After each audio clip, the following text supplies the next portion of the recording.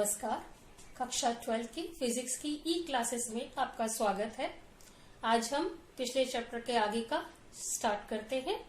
हम लोगों ने देखा था विद्युत क्षेत्र, उसके अंतर्गत आज हम पढ़ रहे हैं ये पदार्थों का वर्गीकरण। पदार्थ को हम उसकी चालकता के हिसाब से 4 भागों में बांटते हैं। पहला कहलाता है चालक, दूसरा अचालक, तीसरा परावैद्युत और चौथा अर्धचालक। जैसा कि आप लोग को मालूम है कि कोई भी पदार्थ हमारे अणुओं से मिलकर बने हुए होते हैं। अणु किससे मिलकर बनते हैं? ये हमारे अणु हैं। अणु के अंदर कई क्या होते हैं? परमाणु होते हैं। तो अणु परमाणुओं से मिलकर बने हुए होते हैं। परमाणु में एक नाभिक होता है और नाभिक के चारों तरफ इलेक्ट्रॉन चक्कर काटते हैं। नाभिक के अंदर प्रोटॉन व न्यूट्रॉन होता है। कुछ इलेक्ट्रॉन इसके साथ जो अंदर की कक्षा में होते हैं वो उससे दृढ़ता पूर्वक बंधे हुए होते हैं और जो दूर होते हैं वो उससे अपेक्षाकृत कम दृढ़ता पूर्वक बंधे हुए होते हैं। तो ये आपसी रगड़ के कारण या ऊष्मा के कारण कुछ पदार्थों में क्या होता है कि ये इलेक्ट्रॉन यहाँ से अपने परमाणु को छोड़ करके बाहर आ जाते हैं और पदार्थ में मुक्त अवस्था में हम लोगों को पर्याप्त मात्रा में मिल जाते हैं, जिससे कि विद्युत धारा का चालन अच्छे से हो सकता है। तो ऐसे पदार्थों में जिसमें कि मुक्त इलेक्ट्रॉन बहुतायत मात्रा में मिलते हैं उनको हम कहते हैं चालक पदार्थ। दूसरा होता है अचालक पदार्थ। वे पदार्थ जिसमें कि मुक्त इलेक्ट्रॉन हम लोगों को नहीं मिलते हैं या मुक्त इलेक्ट्रॉनों की संख्या जिसमें नगण्य होती है उसको हम कहते हैं अचालक। तीसरा होता है परावैद्युत। चालक का उदाहरण कौन सा हो गया? जैसे चांदी है, तांबा है, ये हमारे चालक होते हैं। अचालक कौन सा होता है? जैसे गंधक है, लकड़ी है, ये हमारे क्या कहलाते हैं? अचालक। अब परावैद्युत। परावैद्युत किसे कहते हैं? परावैद्युत भी अचालक पदार्थ ही होते हैं, परंतु उसमें एक विशेष क्वालिटी होती है कि जब ये बाह्य विद्युत क्षेत्र में रखे जाते हैं, जैसे कि मान लीजिए कि ये एक बाह्य विद्युत क्षेत्र है, इसके अंदर हमारा परावैद्युत भरा है, तो प्रेरण के द्वारा इसमें एक तरफ क्या हो जाता है? प्रेरण के कारण ये एक तरफ धन आवेशित और एक तरफ क्या हो जाते हैं? ऋण आवेशित हो जाते हैं। इस घटना के कारण इसको क्या कहते हैं? परावैद्युत कहते हैं। तीसरा कहलाता है अर्धचालक। अर्धचालक वे पदार्थ होते हैं जिसकी चालकता चालक से कम होती है और अचालक से ज्यादा होती है, उनको हम कहते हैं अर्धचालक। दूसरा अंतर इसमें ये होता है कि चालक पदार्थ का ताप करने से उसका प्रतिरोध भी बढ़ जाता है, परंतु अर्धचालक का जब हम ताप बढ़ाते हैं तो जो उसमें स्थित कोवेलेंट बॉन्ड होते हैं वो टूट जाते हैं और कोवेलेंट बॉन्ड टूटने से हमको यहाँ से टूट करके इलेक्ट्रॉन फ्री मिल जाता है। तो इलेक्ट्रॉन फ्री मिल जाता है तो उसकी चालकता बढ़ जाती है। तो इसका मतलब कि जब हम ताप बढ़ाते हैं तो अर्धचालक का प्रतिरोध घट जाता है। अब नेक्स्ट आता है हमारा कूलाम का नियम। कूलाम का नियम क्या है?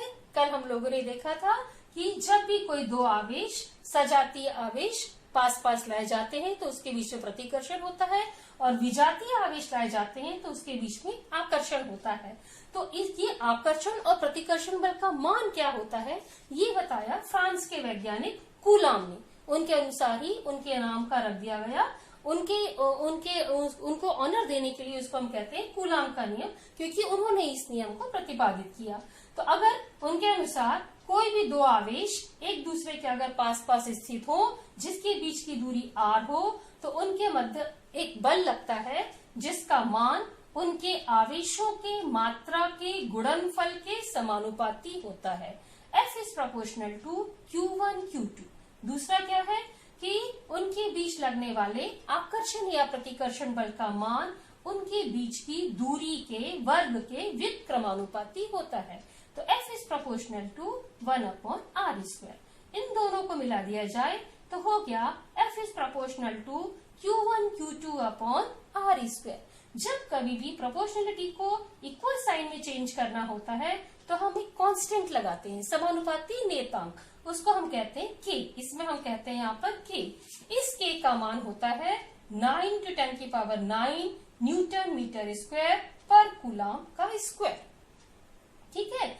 अच्छा, अब इस के का मान होता है 1/4 पाई एप्सिलॉन 0, जिसका मान 9 होता है। इसमें एप्सिलॉन 0 क्या है? एप्सिलॉन कहते हैं हम निर्वात की विद्युतशीलता को। इसका मान होता है 1.86 × 10⁻⁻12 कूलम स्क्वायर पर न्यूटन मीटर स्क्वायर। अच्छा, यहाँ पे अगर इन दोनों आवेशों के बीच में निर्वात है, तब तो जो हमने एप्सिलॉन जो इसका मान ये हो गया था। अगर इन दोनों के बीच में निर्वात ना होकर के कोई माध्यम है, तब ये के का मान जो हो जाता है वो होता है 1/4 पाई एप्सिलॉन 0 के। और जो ये के है ये उस माध्यम का परावैद्युतांक कहलाता है, डाइइलेक्ट्रिक कांस्टेंट 1/4 पाई एप्सिलॉन 0 के। और इस के का मान जो होता है हमेशा वायु या निर्वात के लिए 1 होता है और किसी माध्यम के लिए उससे 1 से क्या होता है, ज्यादा होता है। ठीक है, तो अगर कोई माध्यम रखा हुआ है तो लगने वाला बल क्या हो जाएगा 1/4 पाई एप्सिलॉन 0 के Q1 Q2 upon R square. तो इस प्रकार हम देखते हैं कि अगर कोई माध्यम है उसके बीच में तो लगने वाला बल Fm क्या हो गया 1/4 पाई एप्सिलॉन 0 के Q1 Q2 upon R square. और इस के का मान हमेशा क्या होता है 1 से ज्यादा, मतलब Fm का मान क्या हो जाएगा, F की अपेक्षा कम हो जाएगा। तो F/Fm किसके बराबर हो जाएगा, हमारा K के बराबर हो जाएगा। मतलब कि जब भी किसी के बीच में हम कोई माध्यम रख देते हैं, दो आवेशों के बीच में माध्यम ले आते हैं, तो उसके बीच लगने वाला बल कम हो जाता है। ठीक है, अब यहाँ से हम अपने आवेश Q की परिभाषा भी दे सकते हैं। जैसे Q1 Q2, यहाँ से हम लोग को पता है Q का मात्रक क्या होता है, आवेश का कूलाम होता है। कूलाम की डेफिनेशन हम यहाँ से दे सकते हैं कि अगर कोई दो आवेश एक दूसरे से 1 मीटर की दूरी पर रखे रहे और उसके बीच लगने वाला बल 9 न्यूटन हो, तो मतलब फिर से सुन लीजिए कि अगर एक आवेश अपने सजातीय आवेश और मात्रा में बराबर आवेश के बराबर एक दूसरे से 1 मीटर की दूरी पर रखे रहे और उसके बीच लगने वाला बल 9 × 10⁻⁹ न्यूटन हो, तो वो आवेश क्या होगा, 1 कूलाम के बराबर होगा। तो वो आवेश 1 कूलाम के बराबर होगा। इस प्रकार हम यहाँ पे आवेश की कूलाम की डेफिनेशन दे सकते हैं। दूसरा, यहाँ पे एक नया वर्ड आया है, क्या आया है, एप्सिलॉन, किसकी, निर्वात की विद्युतशीलता। तो विमा निकालना आप लोगों ने तो सीख लिया है, तो हम इसकी विमा ज्ञात करते हैं। एप्सिलॉन 0 की विमा क्या हो जाएगी, हम एप्सिलॉन 0 के हिसाब से लिख सकते हैं, एप्सिलॉन 0 = 1/4 पाई, ये हो गया हमारा एप्सिलॉन = यहाँ से देखें तो 1/4 पाई Q1 Q2 upon R square. तो एप्सिलॉन की हम लोग क्या लिख सकते हैं, यहाँ पे क्या जाएगा हमारा F। तो Q1 Q2 की Q क्या होता है, आवेश, इसकी डायमेंशन क्या हो गई 80, ये भी क्या हो गया 80, इसको हम लोग एक उसमें लिख लें।